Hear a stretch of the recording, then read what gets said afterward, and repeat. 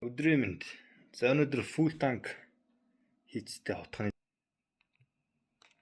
ярилцъя. Full tank утга гэж ямар утга хэлээд байгаа юм бэ? За миний энэ барьж байгаа утга болохоор Spartan Blades-ийн Harsh Fighter гэдэг юм загвар байна.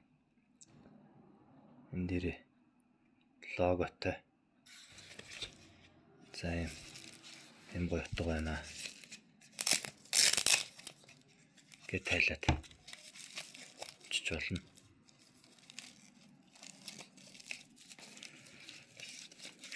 За утга энэ утга яадаг вэ гэхээр хойно эндийн төгжээтэй төгжээ малтахаас нааш онохгүй тайлагдахгүй гэсэн. Тэгэхээр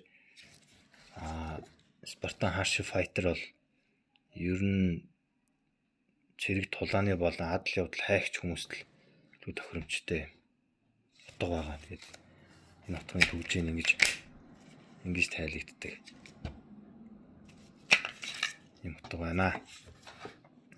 За утганы хувьд бол нийт урт нь 27 см урттай, эртний урт бол 15 см ах шиг байна.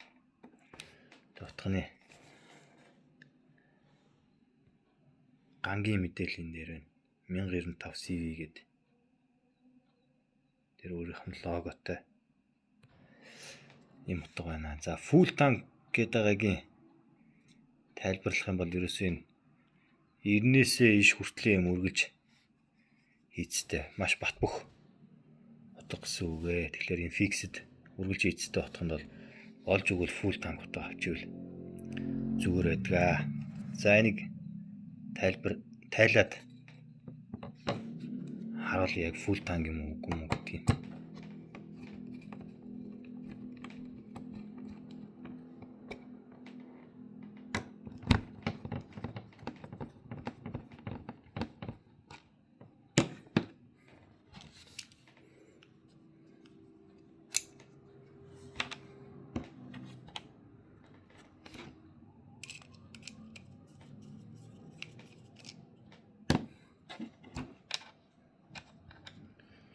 За ишний хөдлөлөөр юм байна. Тайлаад задлаад харууллаар бариулна юм байна. За ер нь бол full tank гэж яг л энийг хэлж байгаа. Ирний үзүүрээс ишний төгсгөл хүртлээр өргөж хийцтэй ийм утгыг full tank гэдгээ. Өргөж хийцтэй юм утга байна. Тэгэхээр энэ утгаа задлсан бол арчиж цэвэрлэж явах хэрэгтэй.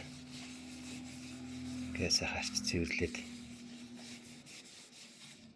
тас юм уу одоо янз бүрийн ус хэрлэх явцад болдог. Тэгэхээр тэрийг сайхан ингээ арчаад цэвэрлээд арчилж чивэл зүгээр байдгаа.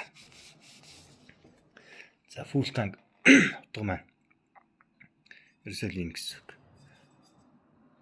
За зарим тохиолдолд яг энийг ингээд яг энэ хэсгийг ингэж ухаж авсан байдаг. Тэр нь болохоор утганыхаа балансыг бодоод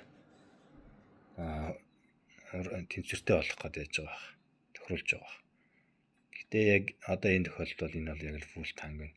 Ишний хэсэг хүнд байна гэдэг маань хатгаж юм хийхэд илүү амар учраас тэрийг бодолцож ишний хэсгийг бас хүндээр хийдэг.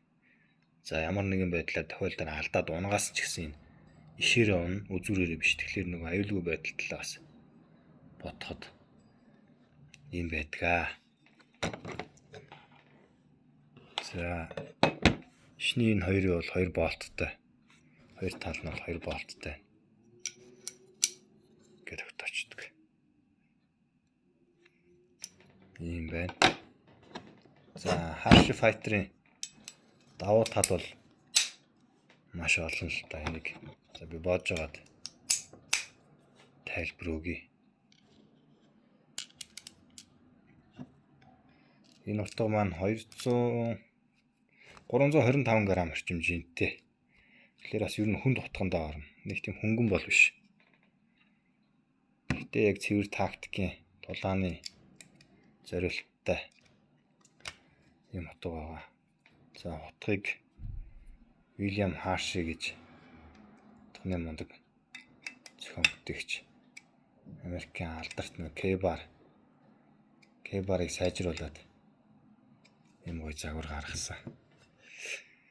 Ийм загвар байна. Энэ утганы ишний хувьд болохоор ийм далдуу модны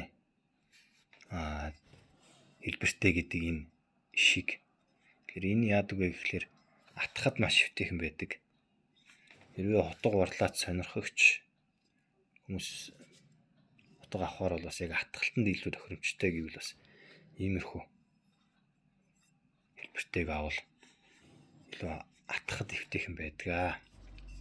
Тэгэхээр ийм утга бас сонирхож байгаа хүмүүс байвал энэ 1095 гангийн хувьд болохоор маш бат бөх ган 90 удаан барина. Тэгэхээр нэг ирэлцэн байхад бол маш бат бөх дээрээс нь юм 90 удаан хадгалдаг юм ган байгаа. 1095 гангийн From Vanadar баяжуулсан энэ гангийн нэг сул тал нь бол зэврэх гэдэг зэвэрлэлт жоохон төсвөр муутай. Гэхдээ маш бат бөх. Тийм учраас юм хардуулгатай байгаа. Хардуулга нь болохоор тактикийн зориултаар ямар нэгэн гялбаа үүсэхгүй гэдэг байдлаар бас дээрээс нь хутгаа зэвэрлэлтээс хамгаалж одоо ус чихтэй орчинд ашиглал зэвэрлэлтээс хамгаалсан юм шийдэл байх нэ. За тэгээд фул танк гутгыг бол яг тайлбарлаж задлж харууллаа. Далдуу модны ишний хэлбэр бол яг ийм байдаг. Дээрээс нь нөгөө буу хэлбэртэй гэдэг би өмнө ярьж ирсэн буу хэлбэрийг тайлбарлахад бол ерөөсө буу хэлбэрийн ишний энэ атгалтын энэ нарийнсэн хэсгээр л ерөөсө гол үнцэг гараад энэ буу хэлбэр гарчиж байгаа. Тэгэхээр ингээ барихад ялгаа байхгүй. Ийм байдаг шүү. За тэгээд хувь бол ярих юм байхгүй мэдээж маш сайн хувьтай. Өдөө хэр ямар ч нөхцөлд бол дугаараа санджаанаад байхгүй. Хаваа явахд маш хөвтэйхэн.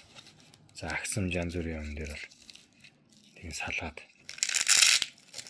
гэд нэмэлтээр эхэлж болохоор ийм гоё утга байдаг. За өөр утганы талаар мэдлэг мэдээлэл санал солилцох зүйлээвэл бичээрэй. Тэгээд миний мэдээллийг шеэрлээд янз бүрийн сэтгэлээ солилцоод